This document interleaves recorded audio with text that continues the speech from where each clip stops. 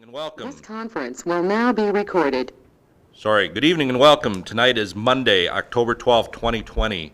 This is the regular City Council meeting for the City of St. Peter. This is a virtual meeting of which we have 4 members remote and we have 3 members here in person at the Community Center. It is 7 o'clock p.m. Would all please join in the Pledge of Allegiance? I pledge allegiance to the flag of the United States of America and to the republic for which it stands, one nation, under God, indivisible, with liberty and justice for all.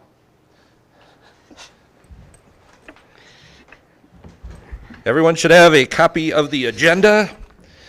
We are going to, under new business, we are going to remove letter A, the North Traverse Green Subdivision Development Agreements. We are still working on some of the easements and we are not ready to move forward on that tonight, so hopefully it'll appear in a couple of weeks. With that removal, is there a motion to approve the agenda? Ed will make a motion to approve. Carrie Johnson will second. Ed 1, Carrie 2, all in favor of the agenda with that one change, please signify by saying aye. Aye. Aye. Opposed? Agenda is approved. Next, we have the minutes from our September 28th, 2020 meeting. Those minutes appear on pages 5 through 8. Are there any changes, corrections to those minutes? If not, is there a motion to approve? Noel will move. Second by Noel. Okay, Steve 1, Shannon 2, that's what I heard. All in favor of the minutes as written, please signify by saying aye. Aye. Aye. Opposed? Those minutes are approved. Next, we'll address visitors. Is there anyone in the audience, either remotely or in person, that would like to speak to the council on any agenda item? Seeing no one, is there anyone in the audience that would like to speak to the council on any matter whatsoever? Seeing no one, we will move to the consent agenda. The consent agenda begins in detail on page 9 and concludes with the resolution on page 22 and includes the following budgeted purchases in excess of $10,000 to Laketown Electric for a variable frequency drive well, for drive well number 14. For $11,000. The following employee appointment: Kyle Leonard for part-time building supervisor at $11.21 per hour, plus the regular schedule of disbursements for September 24th, 2020 through October 7th, 2020. Are there any questions, comments on the consent agenda? Emily. Yes, thank you, Mr. Mayor. I was going to ask tonight, or I guess Todd, what is the process for determining like the salary for that part-time building supervisor? I was curious, just given his 7 years of experience and what seems to be a lower salary. So I'm curious about that. So in these instances, you have a pay scale that's established for these part-time jobs, and so this relates to where it is on the pay schedule. Okay. Thank you. Is that something that that could be shared with us at some point? I'm just really curious about it. I would love to look at that if I could. Yes, certainly we can send out the schedules for all the part-time employees that we have. If you'd like, we can send it to everyone. I'm just curious. That'd be great. Thanks. All right, any other questions or comments? As I said, the consent agenda resolution appears on page 22. Is there a motion for approval? Carrie Johnson will make a motion. Ed will second. Carrie 1, Ed 2. Any other questions or comments at this time? Call the roll, please, Barb. Councilmember Greenflat? Aye. Councilmember DeVos? Aye. Mayor Zeman? Aye. Councilmember Ed Johnson? Aye. Councilmember Noel? Aye. Councilmember Carrie Johnson? Aye. Councilmember Grams? Aye. Consent agenda is approved. Next, we have unfinished business. And the only item we have tonight is River's Edge Hospital Financing Bond Reserve Amount. And Todd and Sally, or just Todd? I think I have this one, Mr. Mayor. All right. The information starts on page 23 within your packet. As you may be aware, the closing occurred last week on this note. However, to make sure that all the i's are dotted and the t's are crossed appropriately, due to the change in the closing date, the resolution that was approved then requires now a slight modification to the reserve account number. So what you see in here is just that simple modification to that. And so our bond counsel and the USDA are looking for you to take action, which amends Resolution 2020-104 related to the issuance of that debt. Again, this is only changing the reserve amount number. As I mentioned in the body of the memo, if you choose not to do it, I'm not sure what happens exactly. I really just need you to do it to make sure everything is nice and crisp and clean. All right. Questions, comments? Mr. Mayor, this is Steve Grimes. Todd, can you just give us just a brief description of the actual closing process? No, frankly, I cannot give you a quick of the closing process, but there are boatloads of documentation that is signed, and ultimately, in the morning, so you can ultimately what happens is that the USDA releases those funds based on a schedule that's put together. And so it's much like you see in a home mortgage where dollars are sent into a trust account and then those dollars are dispersed appropriately based on the correct number to each of the agencies. So as an example, some of your temporary debt would have been repaid. Your general GO debt related to the original hospital bond, construction bond, was sent to the trustee for that. And so there's a schedule, and the USD releases those monies into the trust, and the trust distributes them to, in this instance, about 4 or 5 different locations. Okay. Is it done locally or some remote location or some other location? So the trust for this was located in Minneapolis, on the Nicollet Mall in Minneapolis. The USDA office that we work with is located out of Marshall. However, the documents were delivered, since a lot of the federal folks in this agency are working from home, were delivered directly to the agent's home, who happens to live in St. Paul. And then the money is wired. There aren't checks issued. The money is wired through to all those locations. Okay, thank you. Do you know what the cost of wiring that is, Todd? I'm sorry, I don't know off the top of my head.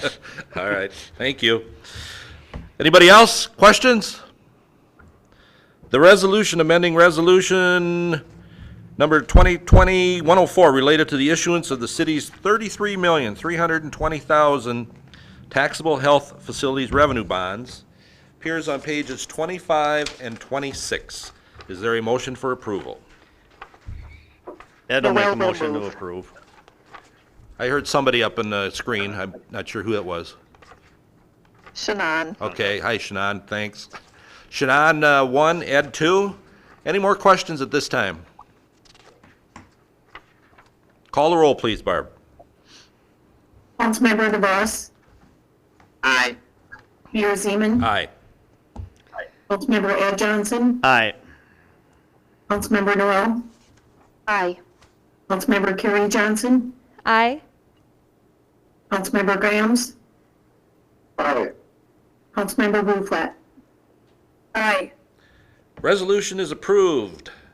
Next up, we have new business, and as I said earlier, we're striking letter A, and we will go to B and Russ for the grant program continuation. Yeah, Mayor Zeman, members of the City Council, as a result of the City Council growth session held in April of 2019, I was asked to put together a grant program that would assist in incenting the improvement to accessibility for those with mobility impairments. So as a result of that, I put together what's called the Central Business District Access Improvement Grant Program. It was delivered to the EDA. They then recommended it to the City Council, and the City Council ultimately, about this time last year, adopted the program. We sent out letters in November inviting people, building owners particularly within the central business district, to an informational meeting. We had about 8, 9 people show up. And as a result, then, the program, or the properties that are eligible are those within the central business district, or essentially the downtown area. Eligible renovations to enhance accessibility would include new doorways, ramps, wheelchair lifts, or automatic door opening systems, or essentially any improvement that enhances the accessibility. The terms of the financing then, it's a 0% interest. It's actually set up as a 15-year forgivable loan, but if they follow all the guidelines, it never needs to be repaid and essentially is converted to a grant. The maximum loan amount, grant amount, would be $25,000. If the project was determined to exceed $25,000, it could be undertaken if the applicant demonstrates that they have liquid funds to finance the balance of the project. The recipients would be obligated to enter into a grant agreement that would obligate them to maintain the improvements for a 15-year period of time, that they adequately insure their property against peril. It would require a Heritage Preservation Commission review when appropriate. It would require the recording of a mortgage for security. And again, as I mentioned earlier, the loan would be forgiven 1/15 each year until the end of the 15th year. So in 2020, the grant cycle started for the first time. Applications were accepted until the end of February. The council at the time had set aside $34,578, which was the interest income from the EDA revolving loan funds. At that time, they appointed a committee to choose recipients, but we only had 3 applicants. And so there was no need for a committee since all eligible applicants were able to be financed. But the 3 applications that were funded then were automatic door system to Riley, Tannis and Associates, which essentially is 2 door openers because they have the vestibule. There was a single door opener installed at the Swedish Contour. And then again, as with Riley Tannis, there were 2 installed at the Kind Butt Clinic, given the presence of the vestibule. So with $34,578 budgeted, only $11,863 was spent. The balance then just remained in the revolving loan fund. I brought the proposal to reauthorize the program for 2021 to the EDA, and the EDA has recommended that you reauthorize the program for a 2021 grant cycle with no changes to policies or procedures. The difference would be grants would be due on the 26th of February instead of the 28th of February. We had $28,434 in EDA interest from 2019. I would suggest that be earmarked to fund the program. And I would say we should hold off on appointing a committee to see if we have applications that exceed our amount or ability to fund. Mr. Mayor, I'd answer any questions that you or members of the council might have. Questions for Russ? Carrie? Hi, Russ. I remember the process of developing this program. I'm still a strong supporter of it, and I hope that more businesses, can they still see me? more businesses partake this year. So I wanted to ask, because I was walking around Market Fest this past weekend, and I noticed that some businesses have a sign on their door. This, ring bell for assistance, or here's a specific entrance for accessibility, or maybe they have a doorbell. So, and I know Eileen Holtz, when she did her citizens accessibility study around St. Peter, had mentioned that this is an option. Is that considered ADA accessible? It's making what could be considered to be reasonable accommodations. It perhaps does not meet the letter of the ADA law. It's obviously a very complicated legislation, but business owners are supposed to be making progress towards their accessibility. So most businesses should have a plan. They should have a budget. But I've asked people to do that kind of as the minimum as we've rolled out various programs, which started out as loan programs and now a grant program. And so, I think for the price of a piece of paper, it certainly enhances the accessibility because now those with the impairment know that there's an alternative entrance perhaps. Okay, thank you. Any, excuse me, any other questions? The resolution continuing Central Business District Accessibility Improvement Grant Program for 2021 appears on page 80. Is there a motion for approval? Carrie Johnson will make a motion to approve. Okay, we got Emily 1 and Carrie 2. Any more questions at this time? Brad? Russ, a quick question. What are you planning on doing for this next round as far as marketing it to the various businesses? Yeah, my intent would be that we would once again do a mailing to all the property owners. If you're a tenant, you would need the property owner's consent to record a mortgage against the property. But I promised the city administrator that I will reach out to the tenants as well this year. Okay. Thank you. Anyone else? Call the roll, please, Barb. Mayor Zeman. Aye. Councilmember Ed Johnson. Aye. Councilmember Noel. Aye. Councilmember Carrie Johnson. Aye. Councilmember Grams. Aye. Councilmember Rufrat. Councilmember DeVos. Aye. Resolution is approved. Thank you, Russ. Next up, we have Mr. Moulton and the bowling alley demolition bid. Pete? Mayor Zimmerman and City Council, we're asking tonight that you contingently approve the base bid and the alternate bid and authorize the demolition to Rainelt Excavating in the amount of $47,872.68. As you're probably aware, we're awaiting court documents and conversation with the court that would allow us to complete the demolition and move forward. We did receive 10 bids at a wide variety of ranges, as you can see on page 81. We have a specification put together by your city engineer. And with that contingency from the court, we would like to get things moving forward. We do have a few other odds and ends. Rainelt Excavating would do the majority of the demolition and disposal.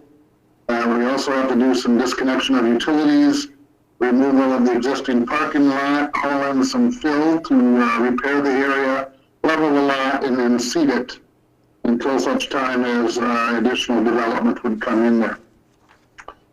We are familiar with Rainelt Excavating. They've done work in St. Peter here, a local contractor who is certainly capable of doing this work. And I'm available, and so is your city attorney, Jim Brandt, if you have questions. Okay. Questions for anyone? Mr. Mayor, this is Steve Grams. Pete, how does the city go about trying to recoup the expense of the demolition that the city is incurring? I can Sure, answer. Tom, you want to answer that one? Mr. Brandt has that. I can answer that. The law allows us to specially assess the property so that our costs, attorney fees, demolition costs, all that will be assessed against the property. Hopefully, the landowners and the mortgage holder will turn the property over to us and allow us to handle it in exchange for it. But that's a process. They've got to agree. Otherwise, what will happen is we will have our cost assessed against the property, same way we would do the utility bills that's coming up later in the session. Okay. Anybody else have any questions? Mr. Mayor, can I have one more? Sure. Is there a possibility either in the future, Mr. Brandt, that the city would end up if they default on paying the assessable charge, that the land reverts back to the city? That is a possibility, yes. Okay. Thank you, Mr. Brandt. Jim, you had another point? Yeah, if I may note, Dean and I did appear before Judge Crable this morning by Zoom conference. Judge Crable took the matter under advisement. She indicated that she wanted to check some legal procedures. I'm confident we did them correctly. And she mentioned that she had personally driven by the site and noticed it was still in the same condition.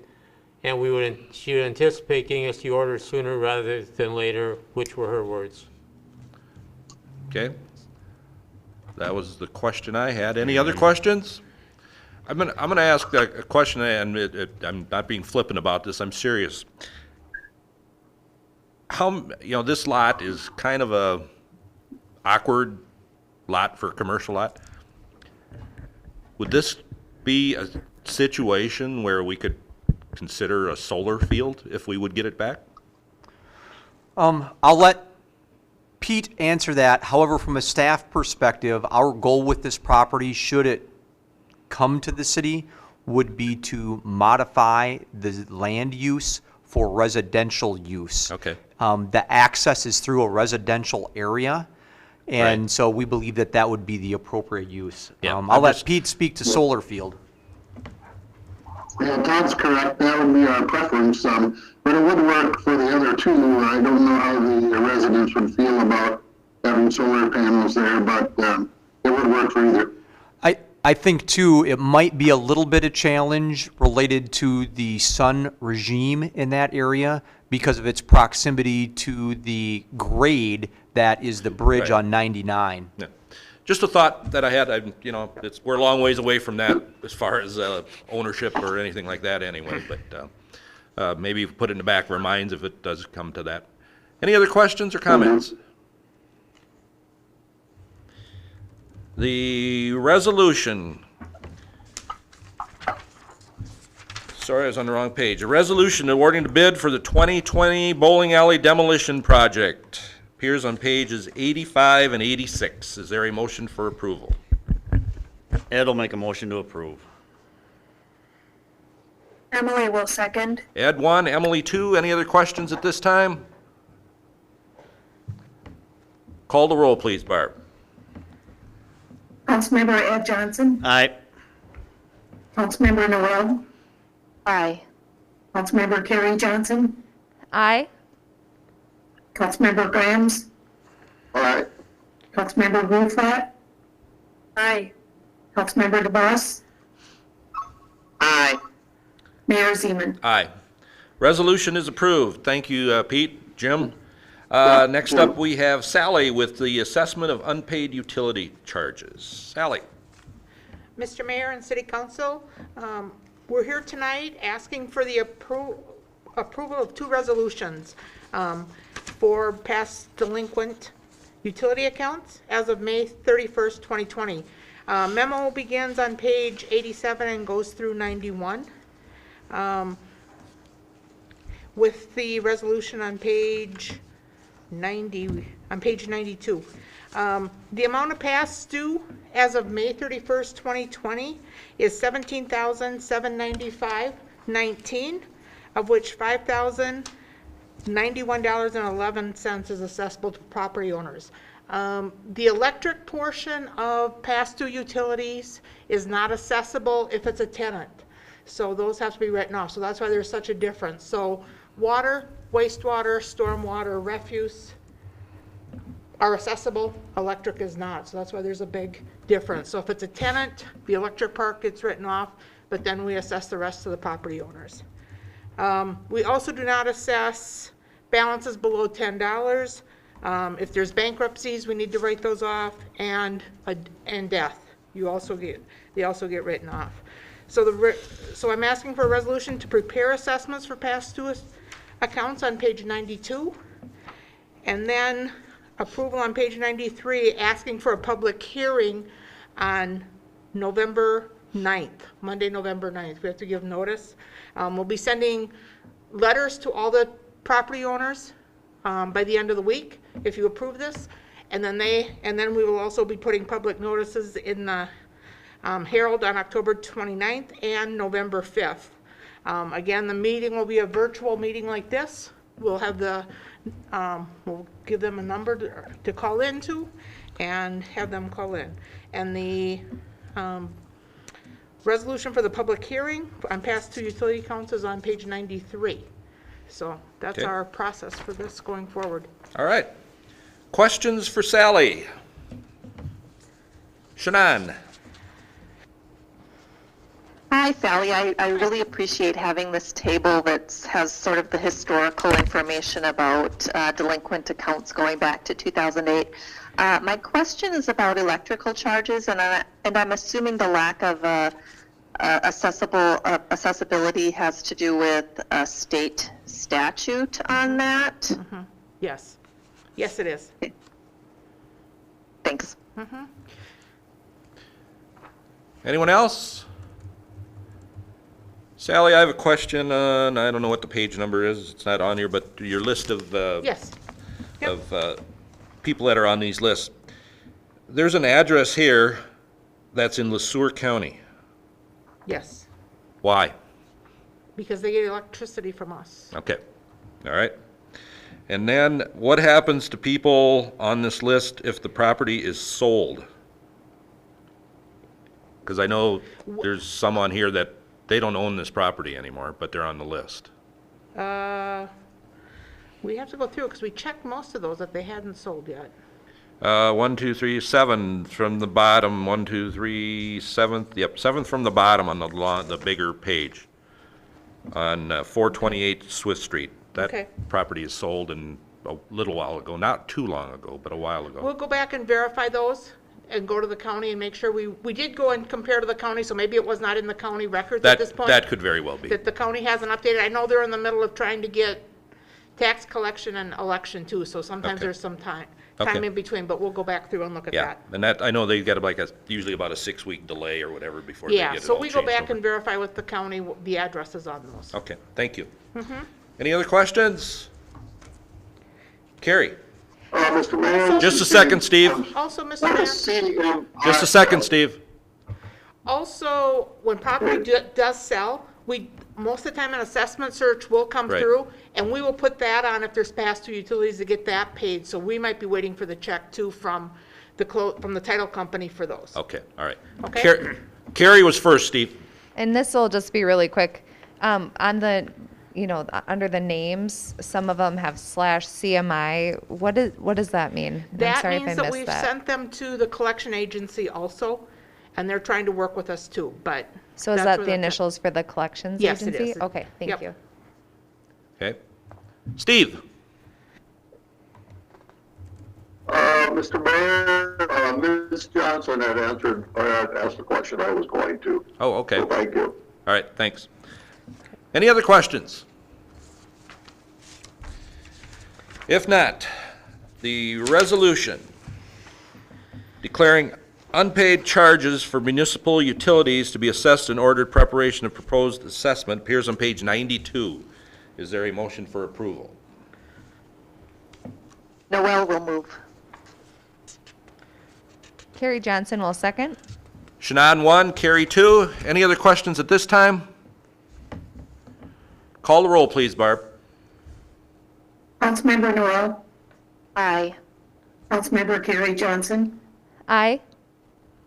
Councilmember Grams, Aye. Councilmember Bruflat, Aye. Councilmember DeVos, Aye. Mayor Zeman, Aye. Councilmember Ed Johnson. Aye. Resolution is approved. Next, we have on page 93, a resolution calling for a public hearing for the unpaid charges for the municipal utilities. Is there a motion for approval? Ed will make a motion to approve. Is there a second? Emily will. Okay. Ed 1, Emily 2. Any questions? Call the roll, please, Barb. Councilmember Carrie Johnson, Aye. Councilmember Grams, Aye. Councilmember Bruflat, Aye. Councilmember DeVos, Aye. Mayor Zeman. Aye. Councilmember Ed Johnson, Aye. Councilmember Noel. Aye. Resolution is approved. Next up, we have the assessment of unpaid miscellaneous charges. Sally again. Yes, and this, beginning on page 94, is a memo asking again for your approval to prepare assessments for miscellaneous projects and miscellaneous charges for the year of 2020. The miscellaneous projects are the curb, gutter, sidewalk, and driveway projects, mainly done on 3rd Street, but there were some other ones, as you can see by addresses in the list, that were done throughout the town. We do have waivers. Public Works goes out and has our property owners sign waivers before the project begins. So we do have waivers that they're aware that this assessment is coming to their property.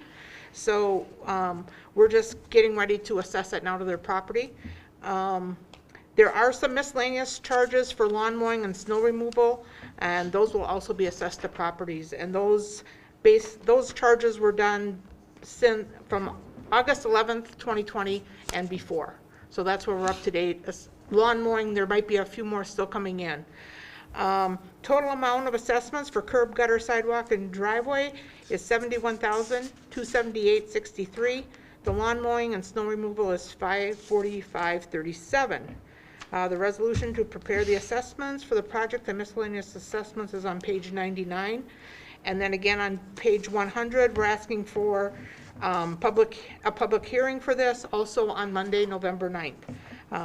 We will be publishing in the Herald a public hearing, both on the 29th of October and November 5th. And again, it will be a hybrid meeting, and the resolution for that is on page 100. Okay. Questions for Sally?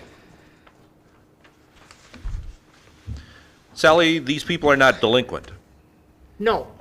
So No. just so people No, know these that. people, like I said, they signed waivers knowing that it could be Right. assessed. There's a few that are listed that are deferred. If you're over 65 and have some other issues, you can defer those.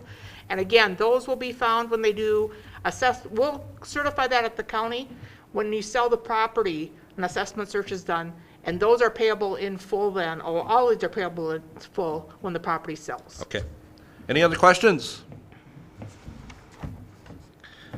The resolution declaring unpaid charges to be assessed and ordering preparation of proposed assessment of miscellaneous charges appears on page 99. Is there a motion for approval?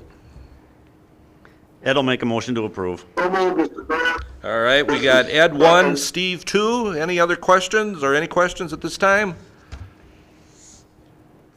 Call the roll, please, Barb. Councilmember Grams, Aye. Councilmember Bruflat, Aye. Councilmember DeVos, Aye. Mayor Zeman, Aye. Councilmember Ed Johnson, Aye. Councilmember Noel, Aye. Councilmember Carrie Johnson. Aye. Resolution is approved. Next up, we have a resolution calling for a public hearing on the assessment of miscellaneous charges. That appears on page 100. Is there a motion for approval? Carrie Johnson will make a motion to approve. Emily will second. Okay, any questions on the special, or the public hearing? Call the roll, please, Barb. Councilmember Bruflat, Aye. Councilmember DeVos, Aye. Mayor Zeman, Aye. Councilmember Ed Johnson, Aye. Councilmember Noel, Aye. Councilmember Carrie Johnson, Aye. Councilmember Grams. Aye. Resolution is approved. That concludes our new business. Next up, we have reports. Thank you. Don't have anything too exciting to add tonight, so it's up to you, Todd. Mr. Mayor, I'll try and make these as exciting as I can. First of all, I do want to mention that in relation to COVID-19, as you know, we regularly provide a report. Last time we talked about gym use modification and restricting utilization to prioritizing local folks that are within the city of St. Peter and the school district. I want to tell you that that change has been made and it went very, very well. We had a lot of people from the surrounding area coming to play basketball, noontime basketball, and we had a good list developed. And so we were able to inform many of those folks in advance, and the word got out pretty well, and so we didn't have any significant challenges relative to that. And utilization has continued to stay high. Relative to other COVID rules, we have not had any significant changes related to COVID rules within your facilities, utilization of work from home or any of those things. So that's pretty much on an even keel, Mr. Mayor and members. Happy to answer questions about that if you have any additional questions, whether it's here or at some other time. I have one other item for sure that I want to mention, Mr. Mayor. First of all, Wednesday evening is the public information session.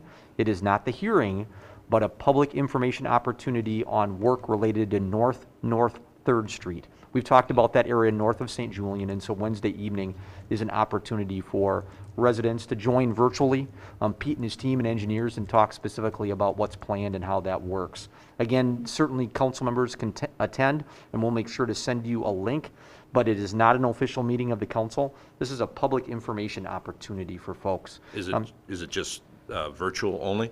It will be virtual, yes. Okay. And so we'll make sure that that link gets out to all of you in advance of that. But again, it's an opportunity for residents in that area who might have questions to get specific questions answered. We typically try and do that here at the community center, but with COVID and everything going on, we're doing the best that we can to ensure opportunity for people to come forward and ask questions. And certainly they can ask at any other time too, but it's a great opportunity for that. And what time, Todd? Pardon me? What time? It's at 5 o'clock. 5. And we'll make sure that we send that information out to you, either through Barbara or through Angie. That will go out. Mr. Mayor, I have one other item before I turn over the microphone to the city attorney for a moment to give you a reminder. But if I could, Mr. Mayor, because of the technical glitch that we had earlier, I don't know that I can provide the mapping and the data relative to the executive session on 1830 Freeman Drive. Okay. And so time is not of the essence in that instance. Right. And so if it's your pleasure, I would appreciate the opportunity to put that on your next meeting, where hopefully that computer problem is solved and we can see the same map and everybody know what we're talking about.